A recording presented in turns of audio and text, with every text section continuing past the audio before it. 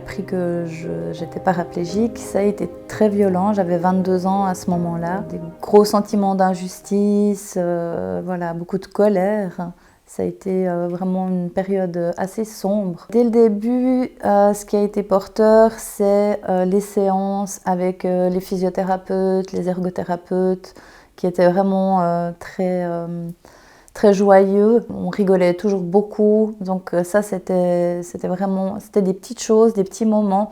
Mais ça m'a beaucoup aidée au début quand j'étais en centre. Les premiers jours, les premières semaines, c'est très difficile le matin quand on se lève. On a besoin de quelqu'un pour se laver, pour s'habiller. Donc c'est pénible jusqu'à ce qu'on réalise qu'en fait les contraintes se transforment en objectifs. Parce que tout est contrainte au début, tout est difficile.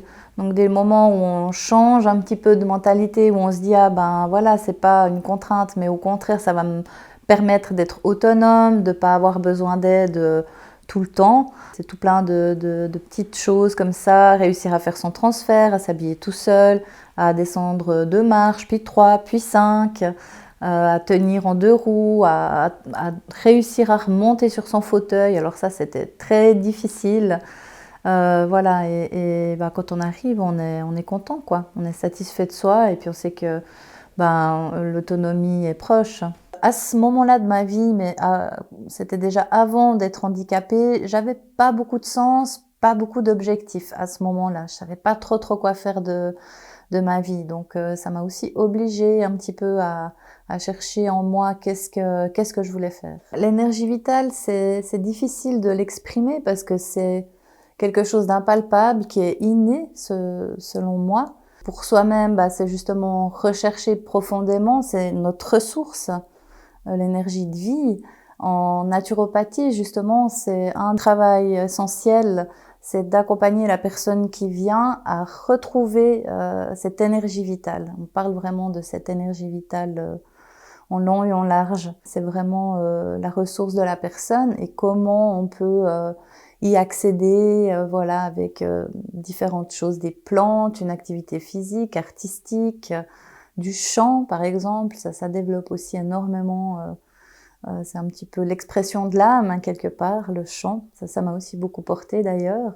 C'est pareil quand on parle des plantes, si on reprend la rose, une rose qui pousse à Notteville ou à Damas ou en Bulgarie, elle aura pas, c'est une rose, elle va sentir la même chose si c'est la même espèce, mais elle aura pas la même énergie vitale selon l'endroit où elle a poussé. Moi, ce qui m'a beaucoup aidé, comme j'ai dit, c'est le chant, la natation, le contact direct à la nature, où voilà, vous voyez un oiseau, une plante, enfin, et c'est assez merveilleux, c'est ces moments qu'on peut dire des moments de grâce où on se sent bien.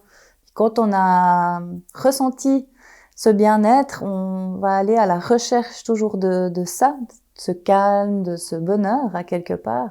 Et ça passe pour chacun par des biais différents. Je prends l'exemple de la piscine, des fois, bof, pas trop envie d'y aller, mais comme je sais le bienfait, comment je me sens bien après, voilà. Plus on va pratiquer, plus ça deviendra facile.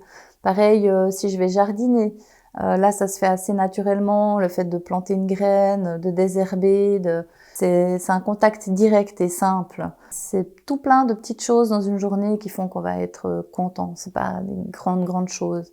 C'est vraiment quelque chose que j'ai appris. Il faut pas attendre un immense truc, un grand voyage, un grand événement, mais c'est, voilà, de voir un joli lever de soleil, de voir des enfants jouer dans le quartier, de, voilà, donner et recevoir un sourire.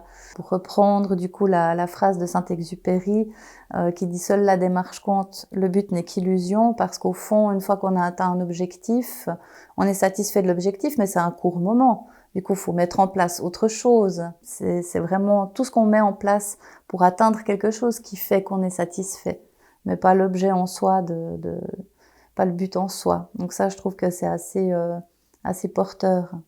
Et puis de pas se fixer de limites, de vraiment sortir de soi, que ce soit pour aller à la rencontre des autres justement, de pas se renfermer et de pas se dire Au lieu de voir tout ce qu'on peut pas faire, hein, qui est une réalité, ben de mettre en place pour faire tout ce qu'on peut faire. Et s'il y a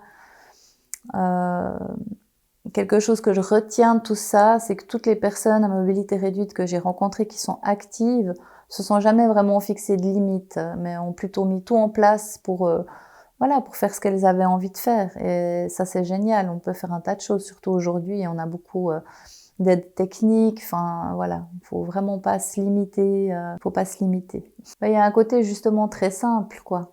Quand on va se promener en forêt et tout, on se sent bien.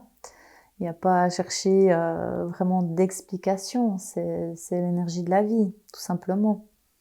Après, ben, de par le cadre de ma profession, j'approfondis ce côté-là de l'énergie des plantes, pas seulement de par leur famille, molécules biochimiques, mais de ce qu'elles amènent. Voilà, un sapin va pas amener la même chose qu'un romarin. Enfin, c'est de par comment il pousse, de où il pousse.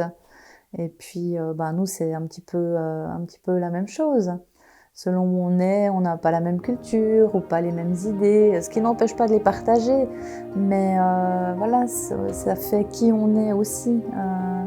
Notre patrimoine, notre famille fait qui on est et notre parcours de vie aussi. Donc je ne serais pas qui je suis aujourd'hui si j'étais pas en fauteuil roulant.